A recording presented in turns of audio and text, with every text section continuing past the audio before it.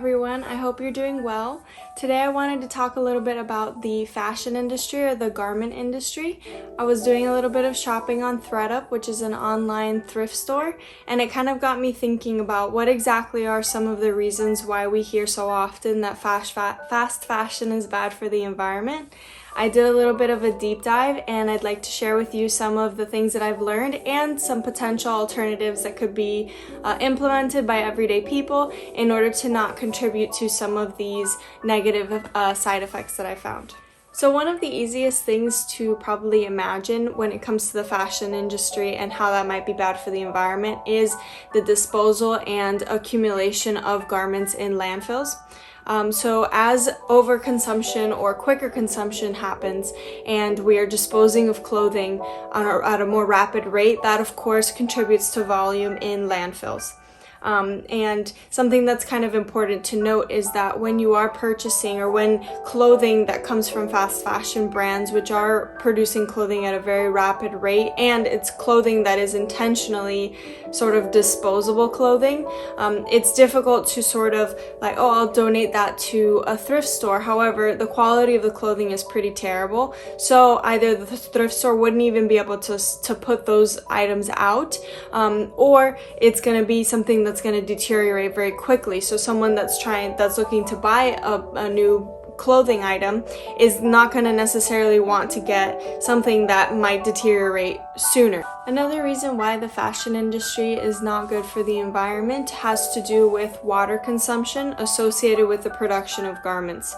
So it takes up to 3,781 liters of water to produce a pair of jeans, and it takes about 3,000 liters of water just to produce a single cotton t-shirt. So just in the production scheme as is, the consumption of water is astronomical, and those numbers that I gave you, that the 3,000 liters is for a single garment. So of course, if we think about how many people there are on Earth and how many people need clothes, which is everyone, like that kind of water usage per item of clothing is just like unfathomable. So the actual use or consumption of water for every single individual piece of garment. And then in addition to that, it's not only the consumption of water, but also as it's utilized in the production system, that water is getting contaminated. So it's getting contaminated with dyes, with acids, which are used to do like acid wash, like all of those, like the tie-dye effect. That first you bleach and then you insert your dye. It's the same process for producing garments of certain colors. So we're getting these huge amounts of water that are getting contaminated with either dye or bleach or who knows what other kind of chemicals, softening chemicals, all of that stuff. And then what happens, all of that contaminated water oftentimes is just dispelled into the environment, because what happens is that with the lower cost of labor in countries that have less strict labor laws, we're getting huge amounts of clothing, huge amounts of products that are produced in countries that do not have strict environmental regulation. So for example, like in India, a bunch of garments are produced in India, and they have very poor labor laws and environmental laws. So the water, like huge amounts of water are being consumed. The water is being contaminated in one way, shape, or form, and then it is often just dispelled into the environment, which is of course detrimental to the community members that live anywhere near those facilities. And of course down the line, the ecosystem, all kinds of other, it's like a domino effect that happens just outside of that one outlet that's coming out of the garment factory with the unprocessed, untreated water. So that's something that's definitely not good. And then also sort of playing off of the information that I discovered while I was looking up the water, as it relates to countries that have poor environmental regulation, they also oftentimes, as I mentioned, have non-strict labor laws. So what does that mean? That produces an environment where child labor is allowed. That produces an environment where people are working crazy hours, or working 10 or 12 or 16 hour days and getting paid as little as $1 a day. So as far as the environmental is concerned, we have the water consumption and all that, but as far as the humanitarian element or ethics is involved, we also have people that are falling into this poverty trap, because what happens is that, for example, with child labor, a child will go, their family is impoverished and they need income to be able to feed their family members. So they'll send the children out to go work in these farms where not these farms, these garment factories, for example, where they can be gaining as much as $1 a day. And then what happens is that those children are not able to get an education. So what it actually does is perpetuates the I guess systemic poverty could be a word for that, because the children are unable to get educations because they're working, but they work for such a little wage that they're not able to, it's like just to scrape by. They're not actually able to lift their family out of poverty. It's just this like never-ending cycle and a self-perpetuating cycle, which does, it's like detrimental to community members and to the impoverished people that are in countries such as India. Not to mention, kind of along with the sort of laxed environmental laws, laxed humanitarian laws or labor laws, we also have less emphasis put on building construction and working environments. So for example, there was a garment factory in Bangladesh that collapsed while people were working inside of it, and it resulted in over 1,000 people were killed and over 2,500 people were injured. So these are kind of the scenarios as far as the humanitarian concerns go, where we're getting child labor, we're getting crazy long hours, and people are forced to work in environments that are unsafe and can result in injury or death.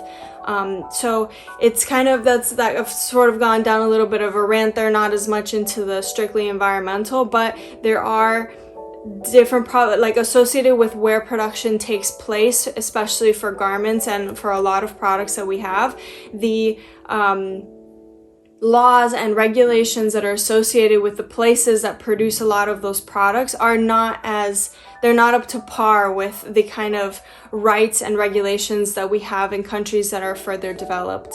So as I went learning about why exactly the garment industry is bad for the environment, I started trying to think of ways that an average person could work or could help not to contribute, at least in full, to this kind of industry, which is so obviously flawed. As you may or may not know, there do exist sustainable fashion brands which sort of sell different kind of alternatives to garments and to the production of garments. So some might say that they ensure that they have no ecological damages, some ensure that they have fair wages, some ensure that their factories are safe working environments. However, what happens is that with these added parameters that these companies are using, oftentimes the actual garments themselves become astronomically expensive and unattainable for, I would say, like a majority of people. So while those things do exist and those options do exist, the same with buying like like the fashion house garments. Like if you buy a Gucci something or something that's made in Italy, it's gonna have much better quality and much better working environments for the people that worked to put those things together. However, if the price point is entirely unattainable for you, it's not even worth thinking about.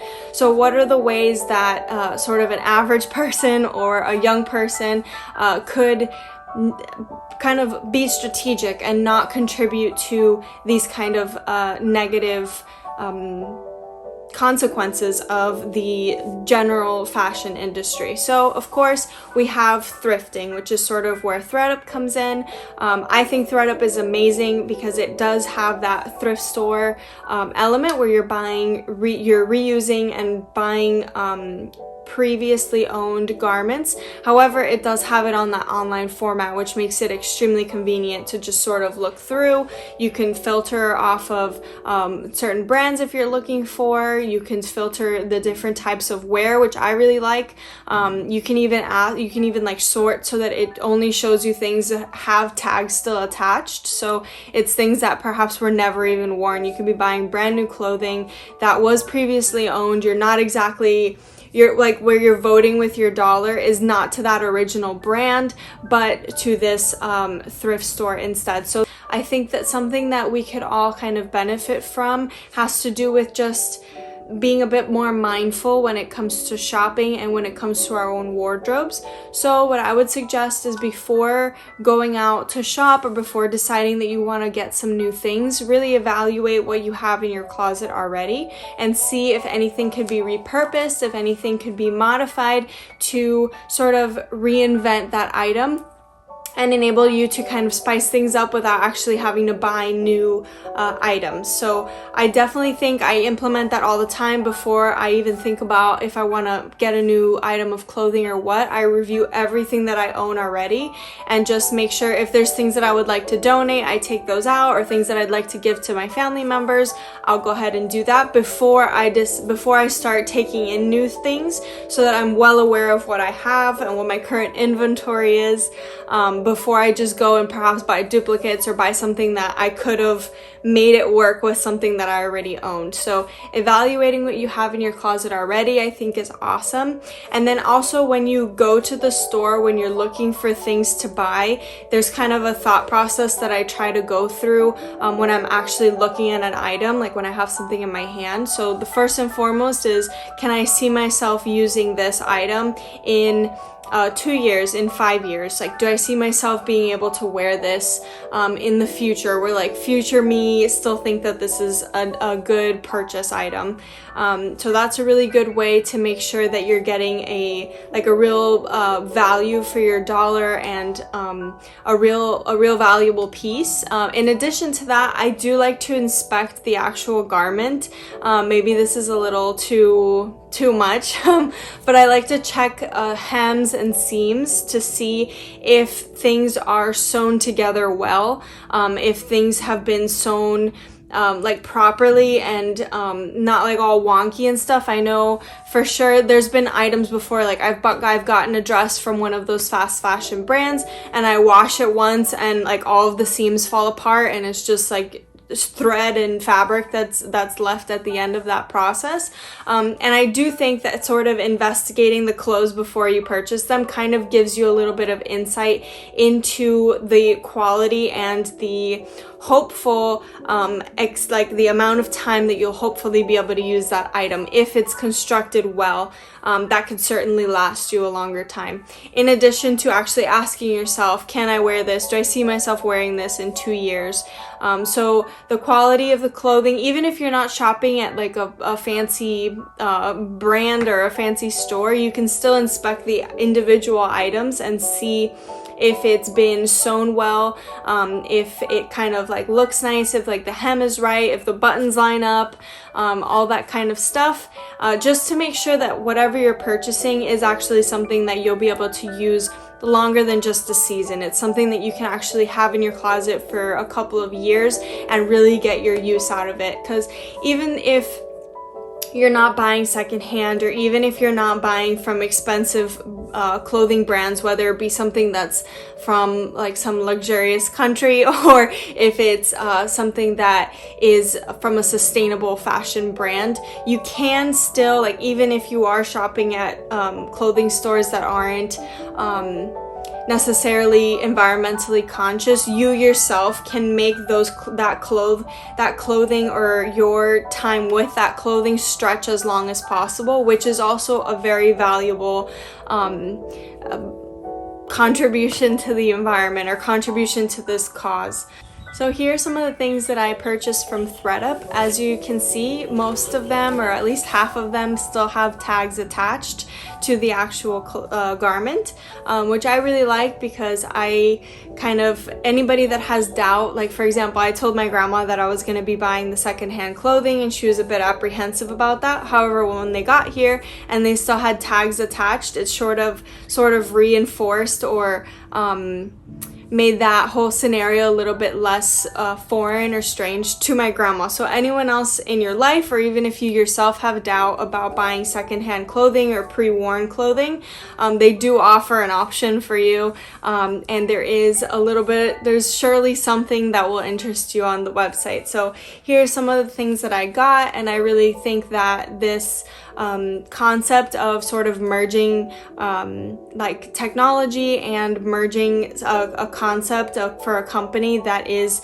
beneficial for the environment. That's something that I certainly stand for, and I feel good about sort of like voting with my dollars, putting my money towards a company and towards a system that is I feel good about reinforcing it. Those have been some of my thoughts on the garment industry, some of the things that I've researched. I will leave all of my resources down below, including a website that sort of talks about how you can tell if the clothing that you're purchasing is quality. So it sort of tells you like how to check hems and seams and alignment of collars and buttons and all that stuff, if anyone's interested in checking those things out.